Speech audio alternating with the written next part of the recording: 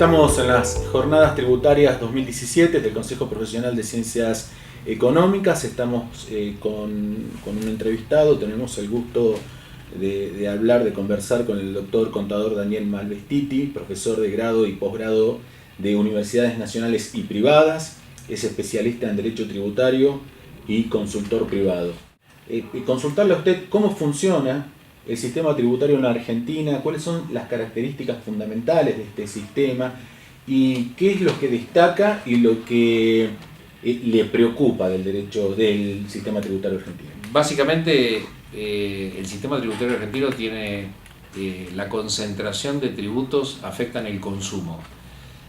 Al afectar el consumo, inexorablemente la carga tributaria recae sobre los que menos tienen y por lo tanto es como se suele nombrar económicamente hablando, se suele decir que el sistema tributario es regresivo, es decir, recae sobre los menos pudientes, por así llamarlo. Los que menos capacidad tienen, menos capacidad económica, son los que sufren más la carga tributaria. Eso es porque hoy la gran recaudación se concentra sobre una gran masa de impuestos que gravan el consumo. No grava ni la renta ni el patrimonio, que es símbolo de gente con mayor poder adquisitivo. Entonces eso repercute en un sistema tributario muy gravoso, es decir, no solo hacerlo recaer en la persona que consume, sino que esto, por el formato de nuestro país, hace recaerlo en la persona que menor capacidad de pago tiene. Entonces llega un punto donde a más bajo nivel económico de la población, hay gente que todo lo que le ingresa lo consume. Cuando aparece un nuevo impuesto al consumo, como no puede pagarlo, tiene que restringir a lo mejor un alimento para poder pagar los impuestos. Eso es producto de, o sea, como el impuesto al consumo viene consolidado en el precio, cuando compro un producto ya viene con el impuesto incluido, incorporado. Entonces, si yo con todo lo que gano lo compro en alimentación para mi familia y me incorporan un nuevo impuesto al consumo, ese nuevo impuesto en consumo me va a encarecer la canasta y con lo cual para poder comprar ese producto o gano más o restrinjo mi consumo para pagar menos, ¿correcto? Para que me dure el dinero, si no, por eso se dice que es regresivo, porque recae sobre lo que menos tienen. Ahora, esto es indudable. Este sistema perverso, sí. podemos Sí, decir perverso. Algunos lo dicen régimen, ¿no? Porque régimen. El sistema es algo homogéneo, ¿no? O sea, como el sistema solar. En cambio, claro, tributario, lo del sistema tributario es una utopía, ciertamente. Ajá. Es un régimen, sí, ciertamente, pero me decía, es bastante perverso, sí, sin duda. Es similar a otros regímenes.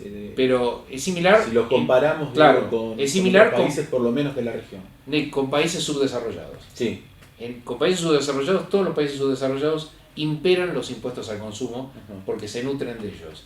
Es decir, en países de los llamados industrializados, o sea, como Estados Unidos, son gravosos, pero la mayor parte del sistema tributario apunta a la renta, al ingreso, al patrimonio, no apunta al consumo. O sea, no quiere decir que no haya IVA en Estados Unidos, hay IVA en Estados Unidos, pero es mucho más importante el impuesto al ingreso de una persona que trabaja como gerente en una compañía en Estados Unidos que lo que paga de impuestos al consumo. Entonces hace que la pirámide grave más a aquellos que más tienen y los de más bajo ingreso estén mucho más alivianados. Hoy la recaudación se ve en el 90% nutrida de impuestos al consumo, como el IVA, por ejemplo. El IVA es el impuesto al consumo por excelencia, ¿no? Indudablemente, al tener un sistema tributario de estas características no se puede cambiar de la noche a la mañana. Es decir, no podemos convertirnos en un país que grave solo la renta y dejar el consumo de lado, porque dejaría de recaudar, tiene un fuerte gasto público el país y ese gasto público lo financia con impuestos. Y los impuestos que se recaudan con el consumo ayudan a solventar ese gasto público. Si usted me dice qué se hace con el gasto público, y obviamente con el gasto público se satisfacen muchas necesidades públicas, y eso es indiscutible que lo tengo que seguir manteniendo. Entonces, evidentemente, cambiar el espectro de los tributos, de imponérselo a una masa de gente de mayor poder adquisitivo, no me va a hacer recaudar tanto como recaudo en impuestos al consumo. Es una cuestión progresiva. hay que empezar a bajar los impuestos al consumo y empezar a gravar más fuertemente a aquellos que tienen mucho ingreso o fuerte patrimonio. Pero es una cuestión que va a costar años, no es una cuestión de la noche a la mañana, derogando impuestos y creando otros. Es una cuestión que hace a la esencia del país, al intrínseco del país. Somos un país donde la carga de impuestos al consumo es muy grande y sacarla de la noche a la mañana parece como algo realmente utópico. Hay indicios de los diferentes gobiernos porque se viene manteniendo este régimen desde hace muchísimo tiempo. Muchísimo. Pero hubo alguna tentativa por no aumentar los impuestos a los ingresos en los sectores más pudientes, sí de bajar los impuestos al consumo. El IVA ha tenido una experiencia donde la alícuota del IVA se ha bajado en algunos años, pero hace mucho que esto no ocurre, y hoy por hoy es una de las alícuotas más altas del mundo. Es decir, el impuesto al valor agregado, todo el mundo lo graba, pero en Argentina tiene una alícuota muy pesada. Hoy pagar más del 20% de impuesto en un producto es muchísimo, y con lo cual me parece que eso redunda en hacer recaer sobre gente, sobre la gente más indigente, la gente de menor capacidad económica, la carga impositiva. O sea, y obviamente todo cuesta mucho más. No solamente pasa por que no haya inflación, es decir, esto ayuda. O sea, la recaudación tiene que superar la inflación. O sea, no tiene que ser producto de la inflación, porque si decimos que los impuestos al consumo, el IVA, recauda tanto como la inflación, usted me va a decir, ¿aumentó en algo la recaudación? No, porque el precio aumentó como consecuencia de la inflación. Entonces el IVA es el reflejo de ese aumento de precio. Con lo cual, ni logré una mayor recaudación, ni logré que haya más aumento y bajar la inflación. Entonces, evidentemente es un tema que hay que llevarlo a la par. Es decir, hay que tener buena recaudación, pero de impuestos que no estén vinculados al consumo, ni a la inflación. Hay que tener impuestos que caminan independientes, como son los impuestos a ganancias. Los impuestos patrimoniales por lo general son muy poco, ¿cómo le diría?, recaudadores. Es decir, los impuestos patrimoniales, y es lógico que así sea, porque un impuesto inmobiliario, si le cobran mucho, se quedan con su propiedad en pocos años, y eso no puede ser, eso es confiscatorio. En cambio, un impuesto al ingreso importante hace que la gente que gana buena plata pague buenos impuestos. Hay un proyecto de reforma tributaria que va a entrar en el Congreso con vigencia a partir del año próximo para tratar de equilibrar la situación entre el asalariado y la persona, el trabajador independiente, la empresa, pero no sé si logra ese equilibrio que le estoy diciendo hay que tratar de pretender hacia el futuro. A lo mejor es un paso importante, pero me parece que puede ser, puede ser un paso fundamental para tratar de que el salario tenga un poco más de valor, en cierto modo, y no se castigue tanto al trabajador, en el sentido de aquel que percibe el sueldo, en detrimento de que las empresas paguen lo que les corresponde por sus ganancias, ¿no? O sea, creo que trata de equilibrar un poco eso. No se vislumbra una eliminación grande de impuestos al consumo. Es decir, tampoco sentí que, no quiere decir que no lo incluyan en la reforma, de que se baje la alícuota del IVA el día de mañana. Podría ser, pero en esta reforma no lo vi incluido. Es decir, creo que hay una fuerte carga impositiva hacia el sector empresarial, quizás bien fundada, y hay una baja de recursos en el sentido de la carga del trabajador asalariado, ¿no? Para tratar de hacer más justa la carga tributaria. Justamente la próxima pregunta se refería a este tema. Usted sabe, bueno, el sector privado se queja de la presión tributaria en Argentina, es algo que permanentemente lo manifiestan los diferentes sectores de la producción, sectores privados. ¿Qué tanto retrasa o desalienta la actividad del sector privado en Argentina esta presión tributaria? Y bueno, porque evidentemente, ante una fuerte carga tributaria, que de hecho es así, es una de las presiones tributarias más altas del mundo, no a nivel sectorial solamente, sino a nivel nacional. Pero lo peor que tiene, la peor consecuencia que tiene es la imposibilidad de traer inversiones. Porque quien viene a invertir en el país, uno de los números que forman la ecuación para que le dé un resultado invertir en el país es la parte impositiva. Si la parte impositiva, no digo que sea neutra, pero si la parte impositiva le redunda en una parte muy importante de su ecuación, evidentemente no va a lograr su cometido y por lo tanto no va a venir a invertir. Esto está más que claro. Es decir, desalienta la inversión. Y esto redunda en muchos sectores, o sea, redunda en el sector productivo, o sea, tomar gente, mano de obra. Evidentemente, esta carga tributaria tan pesada no solo hace que no vengan inversiones, sino que al mismo tiempo no se generen nuevos puestos de trabajo. Y paralelamente, Argentina tiene una tasa muy alta de evasión. Ese es otro tema, claro, sí, correcto. Que desalienta totalmente. Claro, el sector claro, pero también. Ahí ya el problema es del Estado. Ajá. O sea, el problema es, o sea, como siempre... Pero si se dimensiona en forma conjunta, digo, la claro, problemática. Pero lo que digo es, siempre tenemos llegamos a la misma conclusión. Es decir, el problema de la evasión es un problema del control. En todo el país falla el control. Y el control está a cargo de los organismos de fiscalización. Entonces, si falla el control, se va a seguir evadiendo, vamos a seguir teniendo poca recaudación y evidentemente es injusto. Porque es injusto para el que paga. O sea, no solamente puede combatir un delito. Es decir, el hecho que haya evasión es repudiable. Pero la culpa de la evasión no es de los que pagan. La culpa de la evasión es de los organismos encargados de controlar. Entonces, siempre el control aparece como deficiente. Es decir, hay mucha gente que conforma el sector público, mucha gente conforma los organismos de contralor a nivel fiscal, sin embargo, no logran el resultado esperado. Entonces, y las empresas siguen evadiendo. Entonces, es muy claro quién está fallando. Evidentemente, los controles no alcanzan. Y no hay que cambiar normas para lograr un mayor control. Hay que cambiar actitud.